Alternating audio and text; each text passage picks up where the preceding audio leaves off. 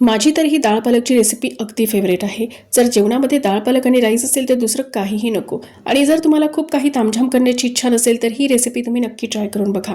आणि रेसिपी आवडल्यास व्हिडिओला लाईक आणि शेअर करा आणि चॅनलला सबस्क्राईब करणे विसरू नका। तर चला बघूया डाळ पालक कसा बनवायचा। तर आता 1 कप तुरीची डाळ मी घेतली आणि डाळीला स्वच्छ धुवून घ्यायचं आहे, म्हणजे त्याला पॉलिश वगैरे लागलेली असते तर ती निघून जाते। आणि आता डाळ मी कुकरमध्ये ट्रान्सफर करून घेतली आहे। यात 1 ग्लास पाणी घातले, 1 चमचा तूप आणि 1 छोट्या चमच्याने हळद यामध्ये घालूया। आणि आता डाळ ही आपल्याला प्रेशर कुक करून घ्यायची आहे। 2 ते 3 शिट्ट्या येईपर्यंत डाळ ही शिजवून घ्यायची आहे, म्हणजे डाळ चांगली शिजेल।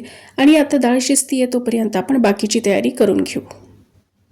तर इथे 3-4 हिरव्या मिरच्या मी बारीक चिरून घेतल्यात, थोडी कोथिंबीर चिरून घेतली आणि 2-3 लसणाच्या पाकळ्या अशा तुकड्यांमध्ये कट करून घेतल्यात, किंवा लसूण तुम्ही ठेचूनही घेऊ शकता। आणि पालक स्वच्छ धुवून बारीक चिरून घेतलेला आहे। इकडे आपली डाळ सुद्धा शिजलेली आहे। तर कुकरचं प्रेशर पूर्ण रिलीज झाल्यानंतर मी झाकण उघडले आणि तुम्ही बघू शकता की डाळ किती व्यवस्थित शिजलेली आहे। आता यामध्ये आपण चिरलेला पालक घालून घेऊया। तर आता डाळ आणि पालक आपण मिक्स करून घेऊ आणि यामध्ये मी थोडंसं पाणी घातलंय।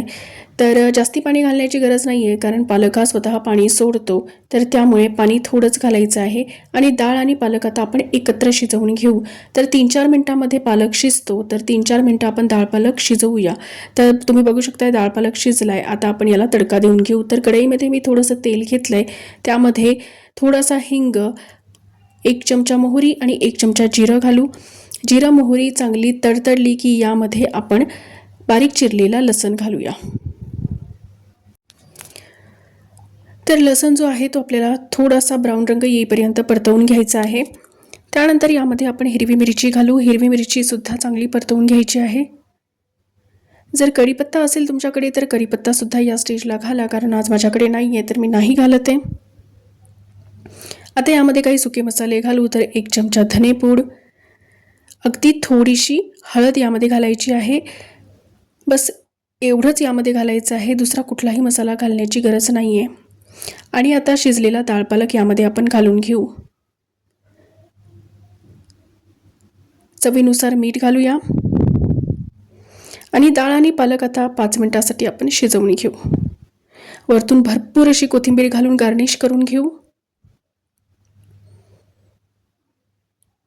आणि 1 उकळी येईपर्यंत पालक आपल्याला आता शिजवून घ्यायचा आहे।